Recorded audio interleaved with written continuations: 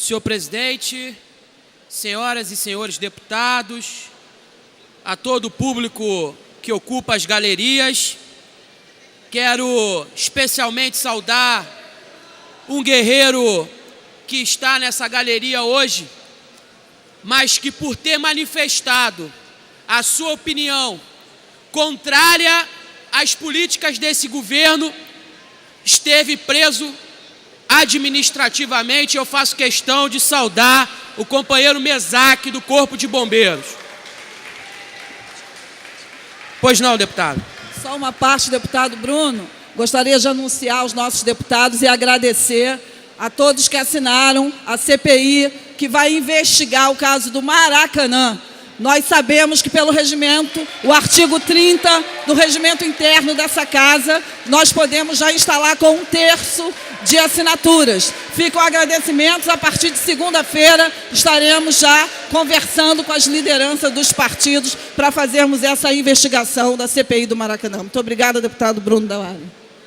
Por nada, deputada Zeidan. Mas como eu voltava a falar, cumprimentando o companheiro Mesaque, quero cumprimentar a todos os servidores públicos que ocupam essa galeria hoje.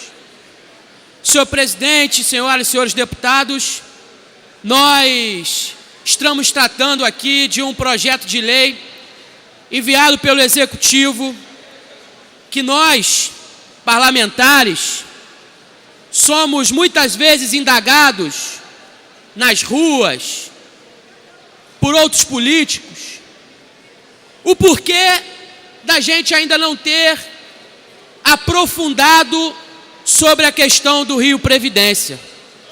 E aqui também faço questão de dizer que sou favorável à abertura da CPI do Rio Previdência, já, senhor presidente, que este fundo tem sido acusado de ser o grande vilão do descontrole orçamentário. E eu não entendo ainda porque não estamos discutindo aqui também uma comissão parlamentar para apurar todo o histórico do Rio Previdência e saber por quais motivos o governo vem descapitalizando o Fundo de Previdência do Estado do Rio de Janeiro. E aí, me permita, senhoras e senhores deputados, lembrar da sua criação. O fundo, o Rio Previdência, ele era considerado um dos fundos mais saudáveis financeiramente de todo o Brasil. E por que isso, senhoras e senhores deputados? Porque, integrado a ele, na hora da sua formação, foram integradas inúmeras receitas a esse fundo, que faço questão de ressaltar nesse momento, nesta tribuna. Em 1999, época, deputado Leomar Coelho, que o fundo foi criado, diziam que para capitalizar o fundo, eles tinham integrado a ele 429 imóveis e 5 móveis. Total, 44 milhões de reais. Em 1999, foi renegociada a dívida com a União. E 80% dos royalties do petróleo da participação especial foram vinculadas ao fundo. E a União permutou antecipando esse valor, emitindo os certificados financeiros do Tesouro. Em 1999, decreto 25.127, os recursos advindos da liquidação de créditos tributários e não tributários até 1997 também passaram a fazer parte da capitalização desse fundo. Em 2005, houve uma abertura de todos esses créditos. E todos os créditos, até o momento, até 2005, foram vinculados ao Rio Previdência. Então, senhoras e senhores, o Rio Previdência tem razão de ter sido um dos melhores fundos deste Brasil. Só que agora, e é preciso que a gente ressalte também neste parlamento, a atrocidade cometida na gestão durante esses anos do Rio Previdência. E posso citar aqui que de todas essas receitas que eu falei, apenas uma hoje integra e faz parte da capitalização desse fundo, que são os recursos advindos dos créditos tributários até 1997.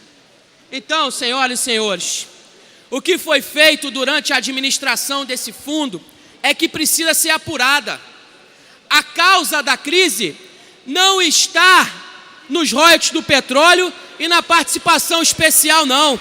A raiz dessa crise do Rio Previdência está na má gestão daqueles que geriram o fundo do Rio Previdência. Para vocês terem uma ideia, que não é apenas o deputado Bruno Dauari que faz esta reflexão. Desde 2008, o Tribunal de Contas do Estado, baseado no cálculo atuarial, dizia que era preciso que o governo fizesse um plano de amortização para que este fundo não servisse uma hora de ser usado para o Tesouro do Estado. Porque, senhoras e senhores, esse fundo serviu muitas vezes de poupança para o governo fazer aquelas políticas que hoje estão sendo questionadas, inclusive pela Polícia Federal. De 2007 a 2011, nós tivemos uma perda de mais de 4 bilhões de reais. Todas as operações financeiras feitas neste fundo, todas, nenhuma voltou para o fluxo de caixa.